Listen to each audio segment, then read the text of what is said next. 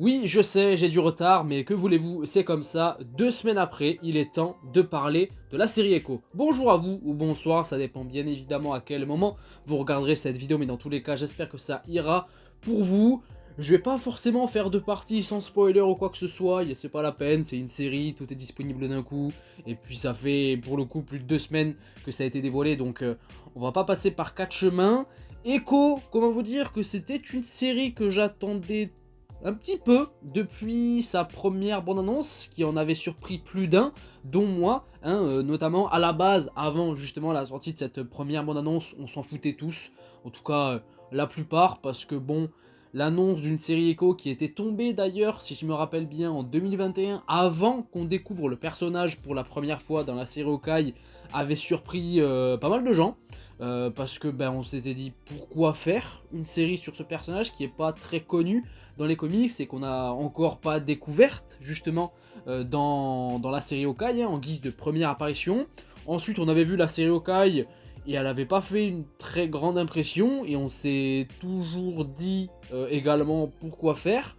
Le temps est passé, on a eu quelques informations par-ci par-là, mais le temps est passé et ensuite on a eu une information comme quoi la série allait être diffusée d'une manière assez différente des autres séries Marvel Studios sorties jusqu'à présent, puisque tout allait être disponible d'un coup, les 5 épisodes. À partir de là, on s'est dit pourquoi faire. Est-ce que c'est histoire de très vite passer à autre chose ou pour une autre raison? Enfin bref, voilou. Et pour le coup, on en vient très vite justement à la première bande-annonce qui est sortie, qui annonçait quelque chose de plutôt sombre, sérieux, violent même, à première vue. Et à partir de là, il y a une certaine curiosité qui est née chez moi, chez beaucoup, et on s'était dit ah, mais finalement, est-ce qu'on ne serait pas face à une petite surprise au final? Et ensuite, bon voilà, les semaines, etc. sont passées, et on est arrivé à l'échéance. En plus, on avait appris que la série allait faire partie de ce fameux nouveau label, Marvel Spotlight, qui a été créé par Marvel Studios, qui sera consacré aux projets en fait qui ne nécessiteront pas une certaine connaissance par rapport à l'univers partagé, qui seront un petit peu écartés de tout ça et qui raconteront leur propre truc de A à Z et pourraient être justement appréciés à leur juste valeur sans être à jour par rapport au MCU, etc. Donc à partir de là, on s'est dit ah, atypique, ça peut être sympa. Et du coup, bon bah, qu'est-ce que j'ai pensé de la série Echo dans sa globalité? Je vais faire très simple, hein. Voilà, pas passer par 4 chemins encore une fois. Comment dire que c'était sympa sans plus. Voilà, très simple, limpide, sympa sans plus, pas nul, pas inintéressant, mais pas non plus la folie. J'ai pas passé un mauvais moment sur ces 5 épisodes. J'aurais même aimé en avoir un petit peu plus, un, deux, voire même 3. Ça aurait pas du tout fait de mal à la série. Alors c'est à la fois un point positif d'en vouloir plus, parce que quelque part c'était, on va dire, plutôt bien le moment passé devant les épisodes, donc on aurait aimé en avoir plus. Mais ça aurait aussi mérité d'avoir plus d'épisodes parce que la série a du mal à exister dans ce qu'elle raconte, et avoir plus d'épisodes, plus de temps pour raconter le fond notamment, eh bien ça aurait permis d'avoir plus de poids en termes d'enjeux, de thématiques, d'émotions également, et de rendre le projet un tout petit peu plus marquant, et c'est pas le cas. Mais globalement, ouais, c'était sympa sans plus. Je vais commencer par la forme, la mise en scène, etc. Niveau mise en scène, bah c'est pas fou. Globalement, sur l'entièreté de la série, c'est pas fou. La photographie est pas trop mal. Il y a quelques jeux de lumière par moment, mais c'est pas non plus énorme et ils se font assez rares, mais il y a quelques jeux parfois, donc globalement, c'est assez propre malgré tout. La mise en scène, encore une fois, ouais, non, elle est vraiment pas folichonne du tout. Il y a quelques scènes d'action, il y en a deux, j'en ai retenu deux, qui valent le coup, qui sont sympathiques. Celle de l'épisode 1, avec Daredevil, notamment en plan séquence, elle était cool, moi je l'ai bien aimé. Le seul truc qui est dommage, c'est qu'on l'avait quasiment vu, cette scène d'action, à travers la promo, les trailers, les bandes annonces, etc. Donc c'est bête. Mais bon, voilà. Et puis la deuxième scène d'action, je crois qu'elle arrive dans l'épisode 3 où Maya se bat contre les sbires, là, dans le fameux truc de patin à roulette de son oncle. Voilà, c'était sympa également. Ça s'arrête là. Il n'y a pas d'autres scènes d'action qui m'ont marqué ou qui valait vraiment le coup. Les décors, les costumes, alors les costumes, ce qui est pour moi un point positif de la série, c'est tout ce qui englobe la culture Choctaw, donc la culture amérindienne hein, de cette série qui est bien mise en avant par rapport à, eh bien, à l'histoire de ce peuple, les ancêtres liés à Maya, etc. Il y a une grosse mise en avant de ça. C'était pas mauvais, je trouvais ça, c'était même assez intéressant, l'un des points les plus intéressants de la série. Ça manquait peut-être un tout petit peu plus de subtilité et de contextualisation à la rigueur. Mais dans l'ensemble, c'était plutôt pas mal. Les costumes, pour le coup, étaient plutôt bien également. Voilà, ils faisaient assez authentique, propre et avec beaucoup de couleurs, donc c'était cool à voir. Et après, je crois que sur la forme, j'ai que ça qu'à dire, hein, comme dirait un très très grand philosophe. La musique, pour le coup, alors elle est assez osef sur toute la série, à part sur quelques points, notamment Wilson Fisk, qui a son propre thème, qui a ses propres notes sonoritales, si je peux dire ça comme ça, et ça c'était cool. Franchement, ça apporte un truc en plus au niveau de l'iconisation par rapport à la série, et il y en a très peu, donc quand il y en a, c'est cool, et elle passe par la musique un petit peu, et surtout via le personnage de Fisk, donc c'était très très cool. Fisk est un des meilleurs points positifs de la série, mais on y reviendra un petit peu plus tard, mais voilà, la forme, sinon en elle-même, et pas folichonne. C'était même une petite déception pour ma part, parce que je m'attendais à mieux. La violence, d'ailleurs, voilà, pour parler d'une autre déception, c'est un truc qui était beaucoup mis en avant que la série sorte, dans les promos, etc., dans certaines déclarations, etc. aussi. Oui, la série est violente par moments, il y a quelques scènes ouais, où il y a du sang, etc., mais rien de marquant non plus. Enfin, ils auraient pu aller plus loin dans cet aspect-là, c'est dommage, je m'attendais à plus, justement. Mais au final, ce qu'on a eu, j'ai pas trouvé ça plus marquant qu'un autre projet du MCU un petit peu plus sérieux et sombre, tel que les films Captain America par exemple. Voilà, il y a des moments dans les films Captain America qui sont quasiment aussi violents, graphiquement parlant ou quoi que ce soit, pour moi, que ce qu'on a eu dans la série Echo. Donc voilà, une petite carotte par rapport à ça, j'ai envie de dire, de la part de Marvel Studios. Et je crois que c'est tout ce que j'aurais à dire par rapport à la forme, et encore une fois, pour ce qui est du fond, pour le coup, alors c'est coup-ci coup-ça, c'est un petit peu complexe, puisque dans un premier temps, la série Echo, surtout moi, ce qui m'a fait plaisir en fait avec ce programme, c'est qu'on ait l'origine story du personnage, voilà, de Maya Lopez. C'est pas un personnage qui m'a marqué dans la série Hawkeye, pas du tout même, je m'en foutais un petit peu. Et là, de recontextualiser un petit peu son histoire, et d'ailleurs certaines séquences voilà, qu'on avait dans la série Hawkeye qui ont été remis dans le montage, ils se sont pas cassés la tête, hein, ils l'ont remis dans le montage, comme ça c'est plus simple, ok. Pour recontextualiser son origine, son passé, etc. Et surtout son lien avec Fisk, hein, notamment. Moi, les origin stories, ça me parle, voilà, de découvrir la genèse et la naissance d'un personnage et de le voir devenir quelque chose de plus grand petit à petit. Moi, ça me parle et c'est ce qu'on a avec Echo. Rien de bien révolutionnaire, rien de bien folichon. C'est même assez prévisible par moments sur certains aspects. Notamment par rapport au contexte, et c'est là où en fait pour moi la série manque de poids et aurait pu être plus marquante par rapport à ce qu'elle voulait raconter. C'est l'aspect de famille de Maya.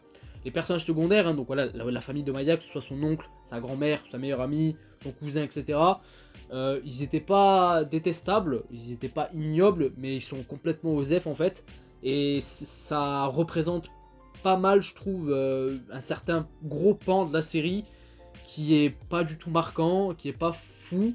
Je sais pas s'ils avaient vraiment l'ambition de raconter quelque chose d'intéressant ou quoi que ce soit, mais il manquait un truc. Je sais pas quoi, mais il manquait un truc qui aurait pu rendre certaines choses qui sont racontées plus impactantes, émotionnellement parlant, plus vraiment marquantes, qui auraient donné un semblant d'âme encore plus à la série, et c'est dommage. Par rapport à Maya, je l'ai bien aimé, c'est le personnage principal, donc tant mieux, j'ai envie de dire, pour moi ça fait partie des plus gros points positifs avec Wilson Fisk, hein, le caïd, mais Maya, l'actrice est plutôt bien dans le rôle, on la voit beaucoup, elle est marquée par son passé, par ce qui se passe, et c'est plutôt pas mal. C'était un bon personnage, voilà, pas non plus folichon, voilà, extraordinaire, mais sympathique. et Wilson Fisk, voilà. Pour vraiment parler du plus gros point positif, c'est le cas de le dire, avec ce personnage-là, pour moi dans la série, il est pas tout le temps là, mais on sent quand même dans toute la série son aura, son ombre qui est là, qui plane, et ça fait extrêmement plaisir, et quand il est là, full charisme, full imposant, il n'y a rien à dire. Vincent Donofrio en même temps, est-ce qu'il a vraiment beaucoup plus à prouver dans ce rôle-là? Pour lui, pas du tout, et ça fait plaisir de le revoir au sommet comme ça, puisque faut quand même se rappeler, en tout cas pour moi, que son apparition, sa réintroduction dans l'univers Marvel a été une petite déception dans Hawkeye. Voilà, hein, c'était pas foufou, c'était même assez osef, et ça faisait un petit peu tâche par rapport à ce qu'on avait vu du personnage auparavant. Là, on remet le personnage dans la lumière et dans ce qu'il est, dans la meilleure chose qu'il puisse être, dans la violence, dans le côté plus sombre, dans le côté très charismatique des choses, de la situation, de toutes les situations. Ça fait plaisir, j'aurais même kiffé en avoir un petit peu plus. Sa conclusion, par contre, voilà, à la fin, je l'ai pas compris. Je l'ai pas compris. Alors pas à la toute fin avec la scène post-crédit dont on parlera plus tard, mais notamment la fin, voilà, surtout le combat final qui est nul d'ailleurs. Hein. Le combat final, il est anticlimatique as fuck. Il y a des choses que j'ai pas compris, même carrément par rapport à Echo, notamment ses capacités. Comment ça fonctionne? Ils ont complètement skippé les pouvoirs du personnage, enfin les pouvoirs entre guillemets du personnage dans les comics, puisqu'Echo à la base, sur papier, elle a les mêmes capacités qu'un Taskmaster, elle est capable de reproduire les mouvements en combat, voilà. Ça, ils l'ont complètement skip, elle sait se battre, point.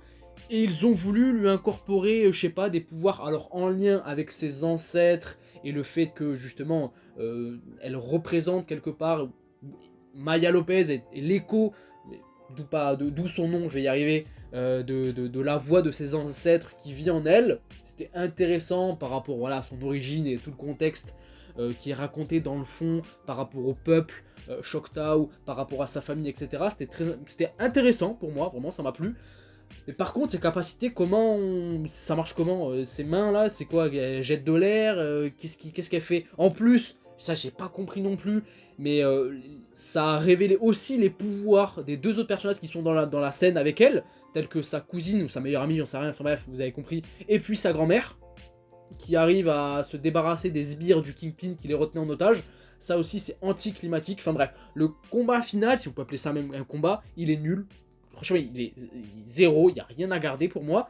Donc voilà, et sa conclusion par rapport au Kingpin, bon, ça peut être mieux, mais à la rigueur, le Kingpin est consacré à autre chose, j'ai l'impression maintenant, notamment par rapport à sa scène post-crédit, on peut en parler d'ailleurs tout de suite, mais voilà, le fait qu'il retourne à New York et qu'il se présente possiblement eh bien, à la mairie de New York, ça c'est très cool, ça fait écho, pour le coup, vous avez qu'à le dire par rapport à la vidéo et au sujet de la vidéo justement, par rapport à certaines rumeurs et informations qu'on entend depuis plusieurs semaines, plusieurs mois sur le personnage et la suite pour lui dans certains programmes.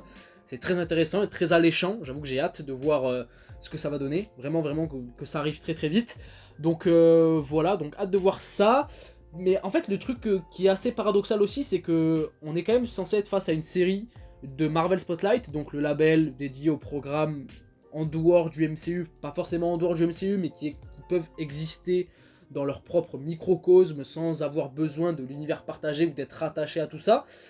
Ça marche comment? Parce que à la base, Echo, on l'a découverte dans Hawkeye, donc voilà, lié à l'univers partagé quand même. Et puis là, le Kingpin, on va le revoir dans d'autres projets, avec d'autres personnages liés à l'univers partagé. Donc comment ça fonctionne? Est-ce qu'on n'aura réellement pas besoin de cette série pour comprendre la suite? Je pense pas, franchement. Parce que voilà, c'est sans doute c'est trop minime pour avoir réellement besoin eh bien, de voir la série dans son entièreté pour comprendre la suite, pour moi en l'occurrence. Mais je sais pas, c'est pas très clair pour moi leur délire de Marvel Spotlight pour le projet, pour la série Echo spécifiquement. Pour le reste et les autres qui feront partie de ce label là, on verra. Mais pour Echo, je sais pas, je trouve que ça marche à moitié. Est-ce que j'ai d'autres choses à dire? C'est assez paradoxal parce que j'ai pas passé un mauvais moment. Devant la série, encore une fois, je le répète, les 5 épisodes, j'ai pris mon temps à la regarder, à les regarder, pardon, parce que je pouvais pas avant, c'est pour ça que cette vidéo arrive aussi tardivement, enfin bref. Mais ouais, j'ai pas passé un mauvais moment, il y a de bonnes choses, des choses intéressantes, voilà, qui auraient pu être plus poussées, plus racontées, enfin bref, avec plus d'ambition. d'autres pas bien, voilà, il y a des défauts, mais dans l'ensemble, ça reste un projet quand même, ouais, sympathique. Sympathique dans l'ensemble. Le personnage de Maya Lopez et Echo était très cool, moi j'ai trouvé ça bien. Tout le contexte autour de sa famille, de ses ancêtres, la mise en avant de son peuple de cette manière-là, c'était plutôt sympa, ça donnait une aura particulière à la série malgré tout, donc c'était plutôt bien. Fisk, le Kingpin, je l'ai déjà dit, mais franchement c'est le plus gros point positif pour moi de la série, il est imposant, charismatique, il fait flipper, et ça fait vraiment vraiment plaisir. On est dans la parfaite lignée de ce que pouvait être le personnage dans la série Daredevil, hein, notamment. D'ailleurs, on y fait un petit peu référence par rapport à lui, notamment sur son passé, etc., lié à son père, où c'est lui carrément qui l'a tué à l'âge de 11 ans, pardon, je vais y arriver, pour mettre en perspective et le rapport, son lien avec Echo. C'était d'ailleurs une relation que j'ai plutôt bien aimé, pardon. La dualité fonctionnait plutôt bien aussi entre les deux, mais dans l'ensemble, via le fond, il manquait quand même quelque chose, je sais pas, un truc, un épisode de plus, 2, 3, même carrément, ça aurait fait du bien pour que la série, je le répète encore une fois, mais ait plus de poids. Mais en tout cas, voilà, je pense qu'on va l'oublier très très vite. Cette série, elle a pas fait grande impression, je crois. Pas beaucoup de gens en ont parlé, il n'y a pas eu un buzz phénoménal. Le personnage de Echo, est-ce qu'on le reverra? J'ai envie de penser que oui, puisque je l'ai pas détesté, j'aimerais bien le revoir. Enfin, ça me dérangerait pas qu'on ait même une saison 2, pourquoi pas, même si pour moi ça arrivera pas forcément. Mais ce serait pas illogique à la rigueur, même si dans le contexte même, dans la manière où se finit la série, voilà, avec Echo qui décide quand même de rester à Tama, en Oklahoma, et de ne pas rentrer à New York, voilà, de rester quand même avec sa famille, voilà, en mode Fast and Furious à la fin, voilà, dîner de famille, la familia à la fin. Il manque le grand-père d'ailleurs, il a oublié. Ils n'ont pas pensé au vieux papy, mais voilà, tout est bien qui finit bien, c'est le côté assez prévisible qu'avait la série malgré tout, il n'y avait pas forcément de fulgurance narrative ou de plot twist vraiment surprenante ou quoi que ce soit. C'était assez plat dans l'ensemble, mais pas désagréable, je le répète.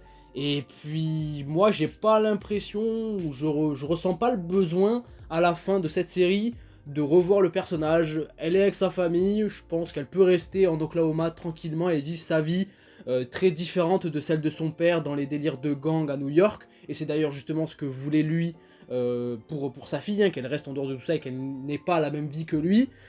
Donc qu'elle reste à Tamaha avec sa famille, etc. et qu'elle vive sa vie tranquillement. Moi je pense que ça pourrait être sympathique. Je vais m'arrêter là, grosso modo, par rapport à cette série Echo. J'ai pas plus de choses à dire que ça. Dans l'ensemble, j'ai donné mon avis et mon ressenti par rapport à cette série. Même par rapport à la suite, hein, le teasing est sympa, pardon, mais c'est pas non plus folichon et je pense qu'on aura le temps d'en reparler de manière beaucoup plus concrète plus tard par rapport au MCU dans son ensemble. J'attends d'être un petit peu plus convaincu par le contexte et cette initiative de Marvel Spotlight, qui pour moi peut avoir vraiment son mot à dire dans le contexte de raconter des choses intéressantes pour le MCU et d'apporter un truc rafraîchissant et intéressant pour cet univers qui est bas de l'aile en ce moment. Donc voilà, j'attends d'être un tout petit peu plus convaincu. Enfin bref, on verra comment les choses vont se construire, mais en tout cas, n'hésitez pas de votre côté à me dire ce que vous avez pensé de cette série dans son ensemble. Est-ce que comme moi, c'est plutôt mitigé, mais on va dire sympathique tout au plus dans le meilleur des mondes? Ou est-ce que vous avez été complètement déçu, vous n'avez pas aimé? Ou à la rigueur, est-ce que c'est une grosse surprise pour vous? Puisque en vrai, vous pouviez ne pas forcément avoir d'attente particulière et être face à une bonne surprise. C'est peut-être le cas aussi. Et en vrai, c'est peut-être par rapport à moi un défaut qu'on peut me reprocher, hein, d'avoir eu quelques attentes par rapport à la série, mais elles n'étaient pas non plus hyper élevées, et je restais assez ouvert par rapport à ce que la série allait me proposer, etc. Mais enfin bref, n'hésitez pas à partager votre avis, voilà, partagez-le, ça peut être très cool d'en débattre, mettez un petit pouce bleu si la vidéo vous a plu, abonnez-vous si c'est pas déjà fait, je vais y arriver, mais vous êtes obligé de rien, faites ce que vous voulez. Le simple fait de regarder la vidéo et d'être resté jusque là, possiblement, c'est déjà énorme, donc merci à vous, et moi je vous fais plein de bisous. J'ai enfin parlé de cette série, ça me bloquait là pendant plus de 2 semaines, j'ai pas pu en parler, j'ai pas pu vraiment me concentrer dessus. Cette fois c'est fait, on va pouvoir embrayer sur la suite. En tout cas, je vous fais plein de bisous, je vous dis à la prochaine, prenez soin de vous et de vos proches. Salut!